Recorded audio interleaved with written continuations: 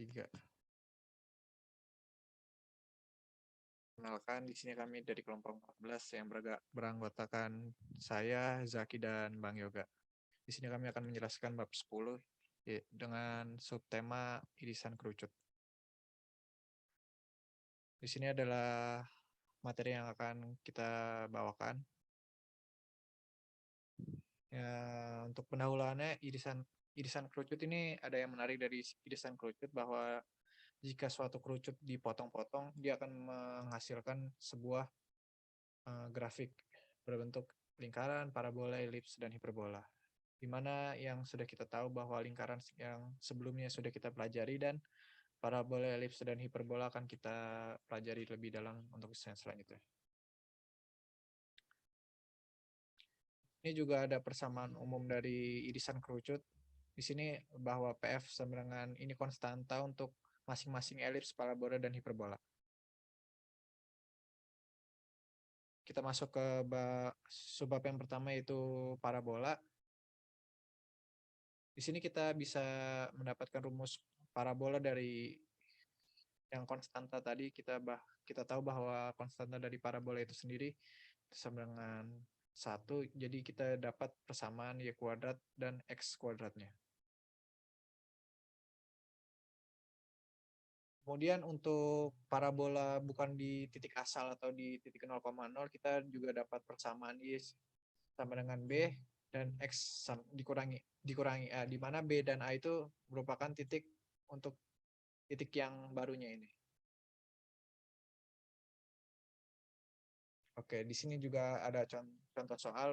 Kita cari titik fokus dan direktris untuk persamaan parabola y kuadrat sama dengan 10x. Kita juga tahu bahwa rumus dari parabola itu sendiri 4 y kuadrat sama dengan 4px. Terus kita bisa nyari nilai p dan kita masukkan ke dalam titik fokusnya 2,5 sama dengan 0, dan kita dapat bahwa titik direktris itu merupakan min p, yaitu min 2,5. Selanjutnya ada elips dan hiperbola. Untuk yang elips sendiri, kita bisa tahu bahwa dari titik F1 dan F2 di sini, misalkan kita tarik sebuah garis, di sini juga akan sama bahwa dari sini ke sini. Maupun ke bawahnya juga. Kita juga dapat persamaan di sini bahwa E dari elips itu lebih dari 0 dan kurang dari 1. Di sini merupakan bentuk umum dari elips. Selanjutnya kita ada contoh soal, tentukan titik puncak, titik fokus, dan lactus rectum dari elips tersebut. Lalu kita dari persamaan tadi kita dapat merubah persamaan tersebut ke persamaan umum elips. Lalu kita dapati A dan B-nya dalam bentuk kuadrat, A sama dengan 5 dan B sama dengan 4. Lalu bisa kita cari titik puncaknya karena A tadi merupakan sumbu mayor dan B merupakan sumbu minor, yang dimana A lebih besar dari B, maka elips itu berbentuk horizontal. Kemudian kita dapat cari titik fokusnya dengan rumus seperti ini. Kita kurangi A dan B-nya dan kita dapatkan 3. Lalu kita bisa cari lactus rectum dengan rumus seperti itu. Lalu kita dapatkan 32/5. Karena kita tadi sudah dapati bahwa elips tersebut merupakan elips horizontal, kita simpulkan bahwa sumbu simetrinya adalah sumbu X dengan persamaan Y sama dengan 0. Berikut merupakan sketsa dari elips sebelumnya. Di sini kita tahu bahwa elipsnya elips horizontal yang merupakan elips yang berbentuk pipih. Selanjutnya ada hiperbola, merupakan titik-titik pada bidang yang selisih jarak antar tiap bidang pada himpunan itu 2 titik fokus pada bidang antar konstanta atau tetap. Jadi dari sini ke sini itu sama panjangnya. Jadi dari persamaan sebelumnya juga kita tahu bahwa konstanta dari hiperbola itu lebih dari 1. Berikutnya ada persamaan umum dari hiperbola. Di sini, dari perbedaan dari hiperbola dan elips sendiri ada di sininya. Dari A-nya sendiri itu merupakan sumbu mayor dan B-nya itu merupakan sumbu minornya. Lalu contoh soal di sini ada pengaplikasian dari sebuah pilot untuk menjatuhkan target dari ketinggian pesawat. Lalu kita masukkan rumus ke persamaan umumnya dan kita dapatkan bahwa dari titik mayornya yaitu A sampai dengan 40 kuadrat dan di mana A itu dan 4 di mana A adalah 40. Jadi bahwa kita simpulkan bahwa ketinggian minimum pesawat adalah 40 meter ketika di atas target.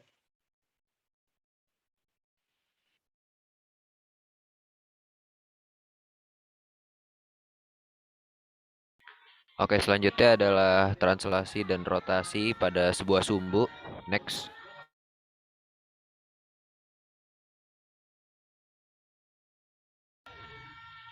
Yang pertama adalah translasi yang mana kita sama-sama tahu merupakan perubahan sumbu dari X, Y ke suatu sumbu. Contohnya adalah U, V. Untuk contohnya sendiri dapat dilihat X min 2 kuadrat ditambah Y min 3 kuadrat sama dengan 25. Dapat kita sederhanakan menggunakan metode translasi menjadi U kuadrat ditambah V kuadrat sama dengan 25. Next.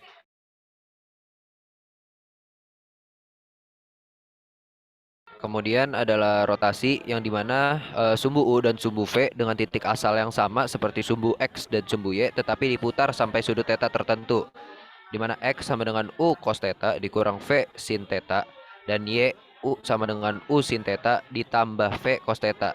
Pada X itu dikurang dan pada Y itu ditambah. Rotasi sendiri juga digunakan untuk menyederhanakan suatu persamaan. Next.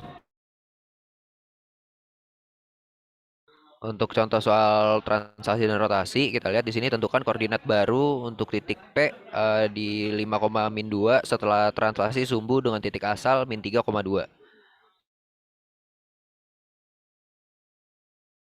Untuk penyelesaiannya, untuk U-nya sendiri, di mana tadi titik P X-nya sama dengan 5 dan Y-nya sama dengan min 2. U kita ambil titik X yaitu 5 dikurangi dengan titik X yang ditranslasi yaitu min 3. Jadi 5 ditambah 3 sama dengan 8. Untuk V-nya sendiri titik yang P tadi min 2 untuk Y-nya dikurangi dengan 2 menjadi min 2 dikurang 2 sama dengan min 4. Jadi untuk koordinat baru pada titik P atau P aksen adalah 8, min 4.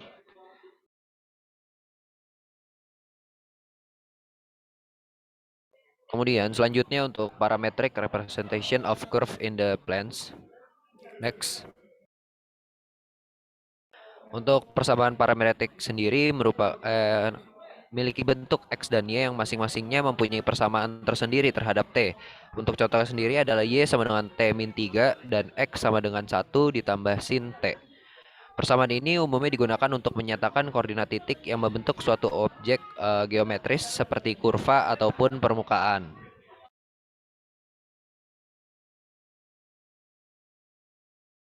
Kemudian berikut merupakan contoh dari kurva parametrik untuk bentuk elips. Rumus kartesiannya sendiri merupakan U kuadrat ditambah Y kuadrat per A sama dengan 1B. Untuk parametrik, untuk X-nya itu sama dengan A cos T dan Y-nya itu A sin T. Kemudian untuk yang hiperbola, untuk kartesiannya sendiri hampir sama rumusnya, cuman berbeda di penulisan plus dan minnya. Untuk kartesian itu kuadrat min Y kuadrat per A sama dengan 1 per B.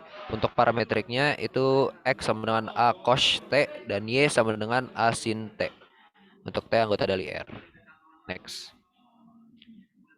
Kemudian untuk salah satu soal dari kurva parametrik yaitu sketsakan grafik dari persamaan X sama dengan 5T min T kuadrat. Y sama dengan 4T min T kuadrat. Next.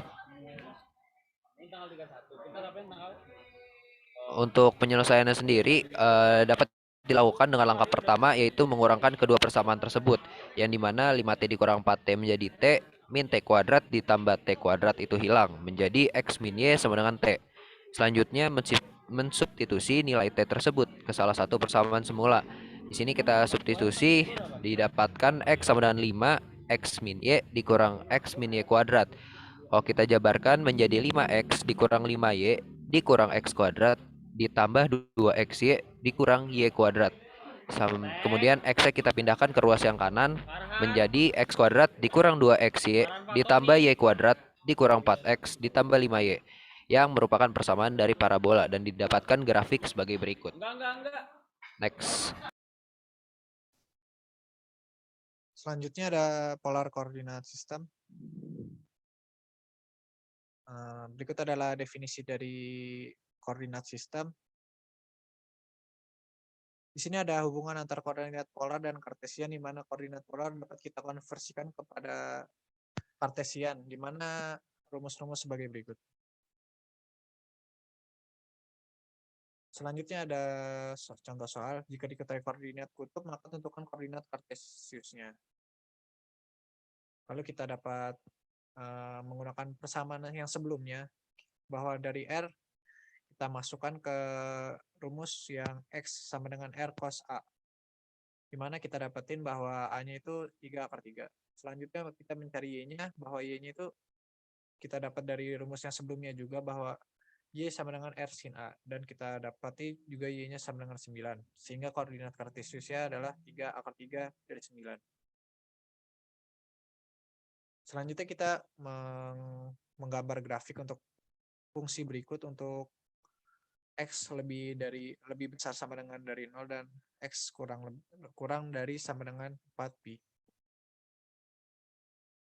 Dengan bantuan MATLAB kita memasukkan kode berikut. Di sini ada CLC, itu merupakan perintah untuk menghapus perintah-perintah sebelumnya, dan di sini ada kode dari rumus kita yang sebelumnya. Selanjutnya ada grid on untuk menggambarkan grafik yang akan kita tampilkan.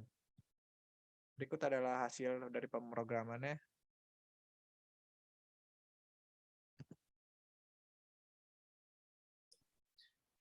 Oke, selanjutnya adalah graph of polar equation. Jadi intinya di sini bab ini saya akan membahas tentang pembuatan grafik untuk memberikan kesan visual terhadap koordinat polar. Tentunya kita sudah belajar koordinat kartesian sebelumnya. Jadi di sini koordinat kartesian itu dia salah satu sistem koordinat untuk menentukan titik pada suatu ruang dengan X dan Y, di mana X di sini dia tarik dari garis horizontal dan Y vertikal, sehingga didapati titik temu yaitu pada titik X, Y. Next. Nah, di sini ada cara lain dalam menentukan suatu titik, yaitu melalui koordinat polar.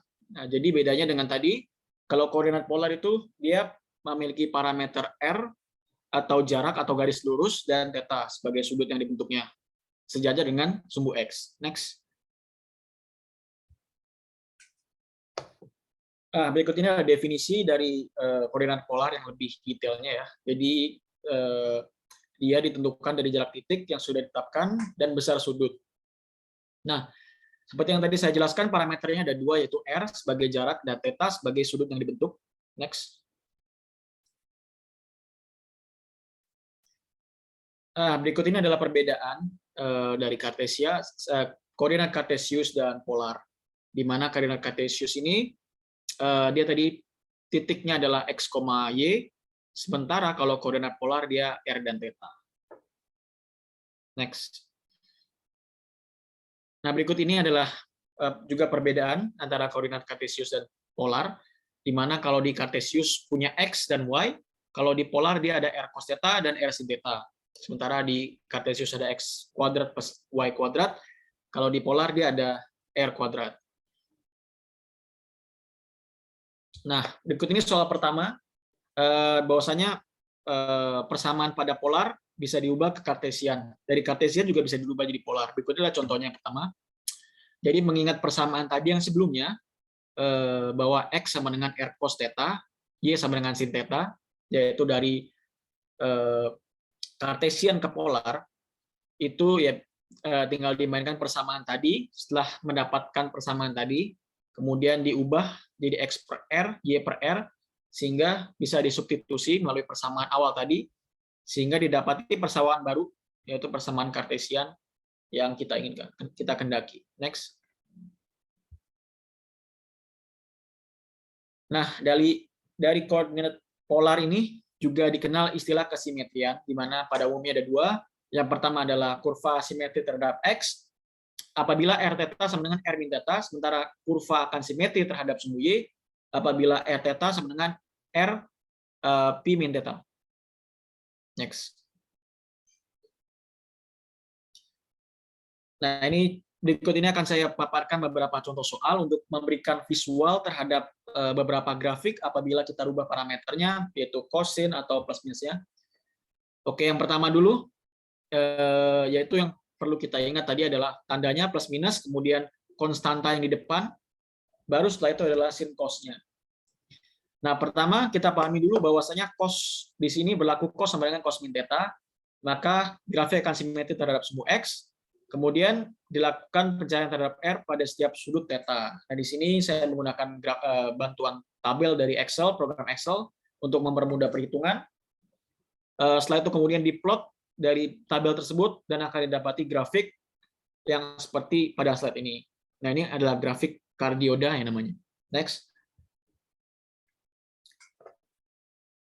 Nah, ini berikut ini adalah beberapa grafik yang umum diberikan apabila pada koordinat polar.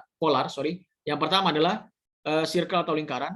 Di sini apabila berlaku sama dengan RA, sin theta, dan cos theta, di mana diameternya adalah A atau konstanta di depan ini, kemudian kardiot yang kedua berlaku apabila R sama dengan A plus minus B sin theta atau cos theta, jika A sama dengan A lebih besar 0, B lebih besar 0, dan A sama dengan B. Di sini yang berlaku, dia plus minus ini mempengaruhi arah dari grafik, di mana kalau positif ke kanan, negatif ke kiri apabila cos. Next. Ya, selanjutnya one loop 5 kon dan inner loop 5 kon. Kalau one loop 5 kon ini agak mirip dari kardio tadi, cuman di sini persamaan yang berlaku apabila A per B itu di antara 1 dan 2. Jadi panjangnya, titik batas ujungnya yang kanan adalah A plus B dan A min B. Kemudian inner loop 5 kon, jadi di sini ada semacam loop di dalam cardiots. Di sini apabila memenuhi apabila A sama A lebih kecil daripada B. Next. Nah, kemudian selanjutnya ada nah ini salah, ini Lemni scale sama Roche harusnya ya. Lemni scale dan Roche. Nah, Lemni scale ini apabila persamaannya adalah persamaan kuadrat dan berlaku jika A bukan sama dengan 0. Selanjutnya Roche ini memenuhi persamaan R sama dengan A sin N theta dan atau A cos N theta. Jadi N ini menentukan banyaknya daun daripada grafik itu sendiri, di mana apabila L berjumlah gasal maka jumlahnya adalah N daun, sementara apabila jumlah N-nya adalah genap maka banyaknya adalah 2N. Next. Nah, ini beberapa contoh untuk memberikan visual terhadap grafik yang dibentuk. Yang pertama adalah lingkaran ya. Next. Jadi ini persama opsi B yaitu 2A cos. Apabila cos maka dia akan sejajar dengan sumbu X, dan apabila dia Y maka dia akan sejajar dengan sumbu Y. Berdasarkan ketetapan tadi yang di awal. Next. Berikutnya juga sama, plotting grafik. Dia dari 2+2 sin theta dengan diawali buat tabel, kemudian dimasukkan ke persamaan, kemudian akan diplot grafik. Di sini sin theta, apabila sin dia positif dia akan menghadap ke atas. Next. Selanjutnya juga sama caranya, tapi dia minus R sama dengan 3-2 sin. Nah, di sini juga perlu dipahami konstantanya beda, maka proses perhitungannya akan berbeda, letak grafiknya akan beda, namun tata caranya sama sekiranya, dengan cara membuat tabel, memasukkan ke persamaan, kemudian di plotting membuat grafik. Karena dia negatif sin, maka dia akan menghadap ke bawah. Next. Selanjutnya sama, kali ini cos. Next. Nah, tadi karena dilihat konstantanya dia memenuhi persamaan bahwa konstanta di situ di antara 1 dan 2, maka dia akan ada loop di tengah-tengah cardioids ini. Untuk tata caranya sama. Next.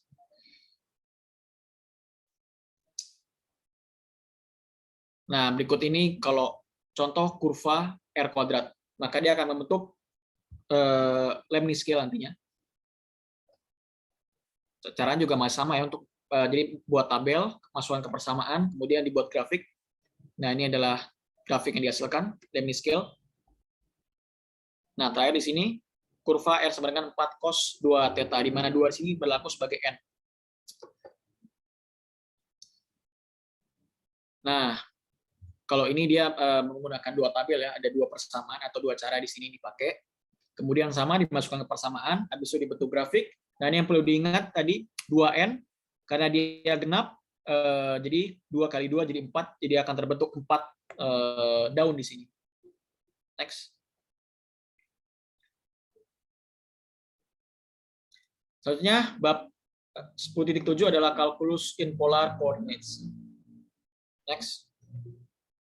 Nah, jadi pada bab ini intinya adalah menentukan luas pada koordinat polar, di mana perhitungan luas di sini dia dengan cara menggunakan luas dari juring lingkaran hasil partisi.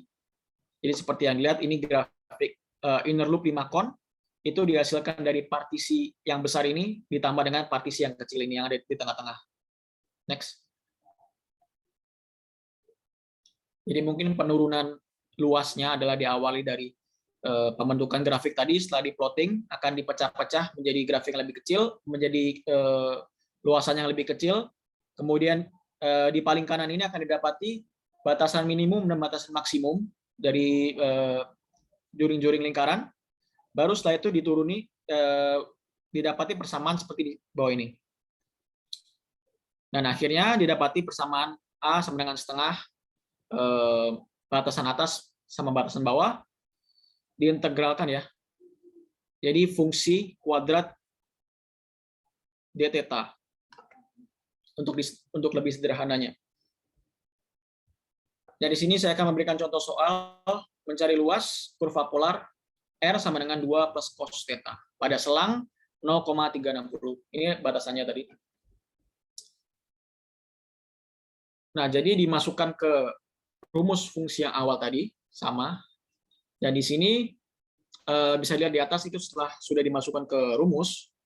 Dan perlu diingat di sini karena fungsi adalah kosinus, di mana dia adalah fungsi positif, jadi yang perlu diperhitungkan adalah 0 sampai V saja, nggak perlu sampai 2V. Nah, kemudian dilakukan perhitungan integral di sini, baru didapati hasilnya 9V per 2, sehingga diperoleh untuk luasannya adalah 9V per 2 sama dengan 14,13 sekian.